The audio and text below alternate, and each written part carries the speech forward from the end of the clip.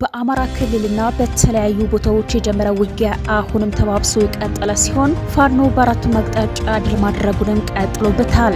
አገዛዙ በአዲስ እያዋቀረ ያለው ኃይል በመጀመሪያው ግዳጅ በውርደትም ተመለሰ። የጡት ቆራጭ አብይ አህመድ ተላላኪ የሆኑት አቶ አረጋ ከበደ አሻጋሪ ሙሴዎቻችን ሲሉ የሚጠሯቸው የአድማ ብተና አባላት ገነት የከተማ ላይ ከባድ ጥቃት እንደተሰነዘረባቸው ተሰማ። ዝርዝር መረጃውን ይዘነዋል፣ ትሰሙታላችሁ። በሌላ በኩልም የአፋሕድ ሸዋ ጠቅላይ ግዛት እዝ በእዝ ማዕከል ደረጃ ለ8ኛ ጊዜ የሰለጠኑ መደበኛ የፋኖ እጩ ታጋዮችን አሰልጥነው በዛሬው ዕለት ማስመረቀ። በሌላ በኩልም የጎፍ ክፍለ ጦር አሃዶች ጠላት ላይ በደፈጣ ጥቃት በማድረስ ድልም አስመዝግበዋል።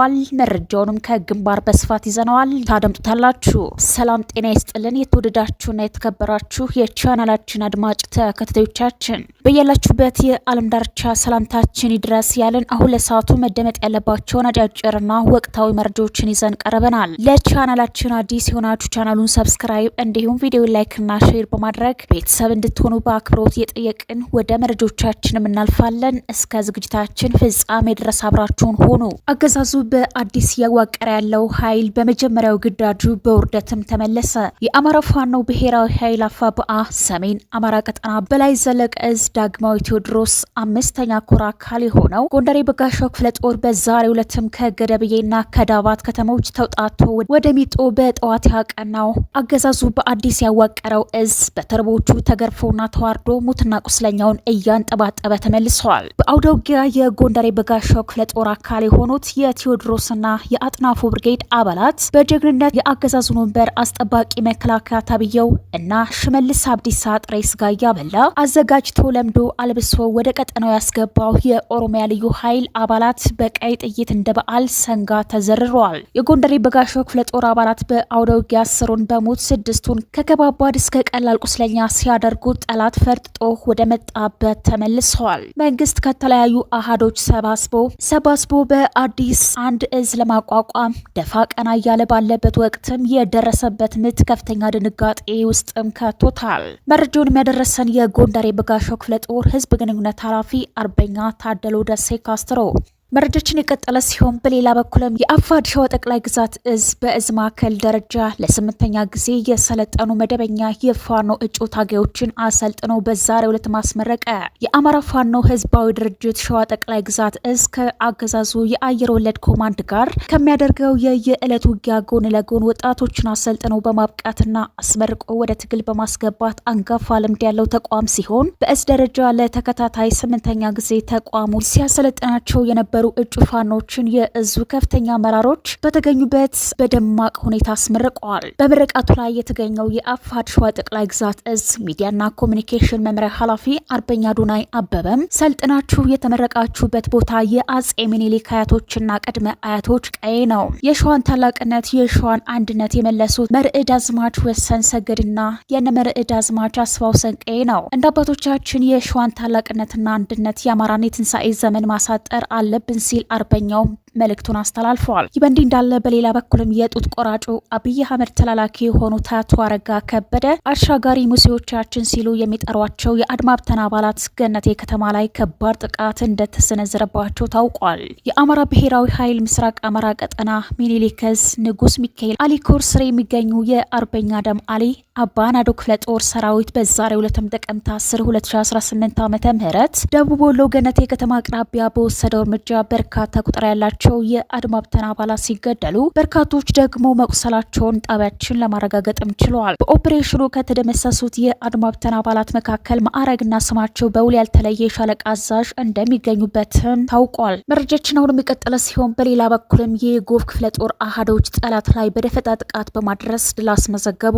የአማራ ፋኖ ብሔራዊ ኃይል ምስራቅ አማራ ቀጠና ሚኒሊክ ዕዝ የልጅ ኢያሱ ኮር የጎፍ ክፍለ ጦር አካል የሆነው ከመክት ሻለቃ በተውጣጡ ፋኖች በትላንትናው ዕለትም በደቡብ ወሎ ዞን አልብኮ ወረዳ ጫጮ በተባለ ቦታ ላይ የፖለቲካ አመራር አጅበው ይጓዙ በነበሩ የአድማ ብተና አባላት ላይ በተወሰደው እርምጃ አንድ ጓድ የአድማ ብተና አባላት ወዲያውኑ ሲሞት ከ5 በላይ የሚሆኑት ቆስለው ወደ ደሴ ሆስፒታል ተወስደዋል። በዕለቱ ታስበው የነበረው ህዝብን የማደናገር የብልጽግና ስብሰባ እንዲበተን መደረጉን የክፍለ ጦሩ ህዝብ ግንኙነት ሱልጣን የሱፍ መረጃው ላይ አስፍሯል።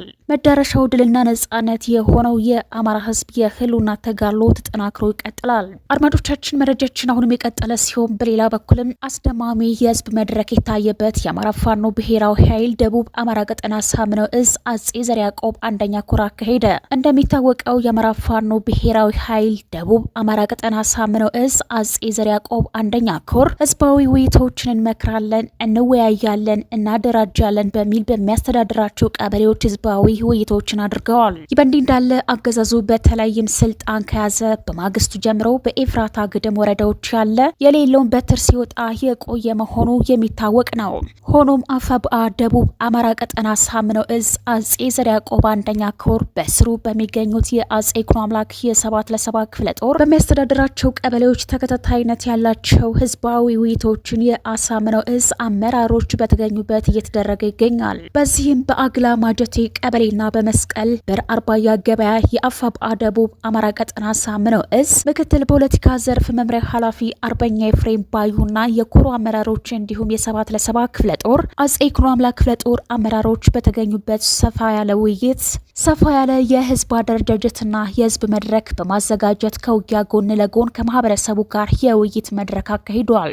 መድረኩንም በሃይማኖት አባቶች አማካኝነት በሃይማኖታዊ ስነ ስርዓት የተከፈተ ሲሆን በእዙ ምክትል ፖለቲካ መምሪያ ኃላፊ አርበኛ ፋኖ ኤፍሬም በ7 ለ7 ክፍለ ጦር አስተዳደር ኃላፊ አርበኛ ደመላሽ ደመቀ ስለ ፋኖ ወቅታዊ አቋምና ሰፋ ያለ ገለጻም የተደረገ ነበር። የኮሩ አመራሮች የህዝብ አደረጃጀትን በተመለከተ ጠለቅ ያለ ግንዛቤ ለህዝቡ በመስጠት እየመሩ የሄዱ ሲሆን አሁናዊ የፋኖን ቁመና ግንዛቤ ከመፍጠር ባሻገር በቀጠናው ያሉ አንዳንድ የመልካም አስተዳደር ችግሮችን መፍታትም ችለዋል። የሁለቱ ክፍለ ጦር አመራሮችም ለነጻ የቀጠና አስተዳደር አጭር ስልጠና በመስጠት ግዳጃቸውን ህዝቡ ራሱን በራሱ እንዲያስተዳድር ከዚህ በፊት በአዴን ውላጅ የሆነው ብልጽግና በሚያስተዳድርበት ጊዜ አንድም ቀን እንደዚህ አይነት መድረክ ያላደረገና ከቀበሌ አስተዳደር እስከ ጸሐፊ ከጸሐፊ እስከ ፍርድ ሸንጎ የአገዛዙን ስራ የሚቀበሉ አላማና ተልዕኮ ያላቸው ራሱን እከሌ ትሆናለህ ብሎ ይመርጥ የነበረ ቢሆንም አሁን ግን የአማራ የቁርጥ ቀን ልጆች በሚያስተዳድሩ ቀጠና ህዝቡ ራሱን በራሱ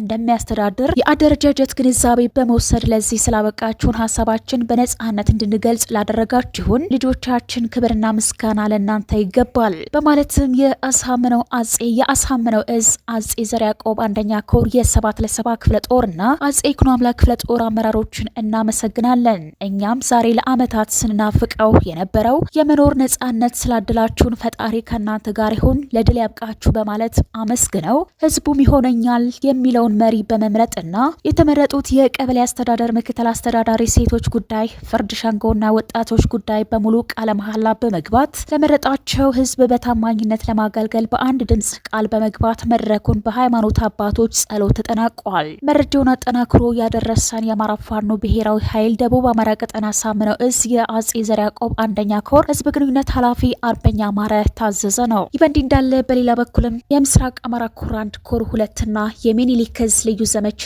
በጥምረት በራያ ግንባር ታንክና መድፍና ፒኤም እንዲሁም ጀትና ድሮን በስፋት እየተጠቀመ ካለ የብልጽግና ጦር ጋር ከባድ ትንቅንቅና ተጋድሎ እያደረጉ ድል እያስመዘገቡ ይገኛል። በዘመቻ አባነዶ ከባድ ሰብአዊና ቁሳዊ ኪሳራ የደረሰበት ፋሽስቱ የብልጽግና አገዛዝ በርካታ ቁጥር ያለው እግረኛ ሰራዊትና ሜካናይዝድ እንዲሁም ጄትና ድሮን በስፋት እየተጠቀመ በብዙ ግንባር ማጥቃት እያደረገ ሲሆን በሚኒሊክ እዝ አናብስት በሁሉም ግንባር በአግባቡ ተመክቶ እየተመታ ይገኛል። የኦሮሚያ ብልጽግና ልዩ ኃይልን ጨምሮ ከሀገሪቱ የተለያዩ አካባቢዎች ያመጣው ዙፋን ጠባቂ ሰራዊት ያለ ውጊያ እየኮበለለ ፋኖን እየተቀላቀለ ስላስቸገረው ያለ ረፍት ግዳይ እያስገባው ያለ ሲሆን ምሽግ ለቆና ተዳክሞ ባለበት ሁኔታ ባይባወ እና በረሃ ማርያም ላይ በተደረገው ከባድ ውጊያ ከባድ ሰብአዊና ኪሳራ ደርሶበታል። በሌላ የተጋድሎ መረጃ ተኩለሽ ግንባር ልዩ ቦታው አካምባ ላይ በተጠመደ ጸረ ተሽከርካሪ ፈንጅ አንድ ለጊዜው ማንነቱ ማወቅ ያልቻለው በዲሽቃ የሚታጀብ ከፍተኛ የመከላከያ አመራር ከነ አጃቢዎቹ ተደምስሰዋል። የተወደዳችሁ አድማጮች ተመልካቾቻችን ለዛሬ ያዝንላችሁ መረጃዎች እነዚህ ናቸው። ቻናሉን ሰብስክራይብ እንዲሁም ቪዲዮ ላይክ እና ሼር በማድረግ ቤተሰብ እንድትሆኑ በአክብሮት እንጠይቃለን።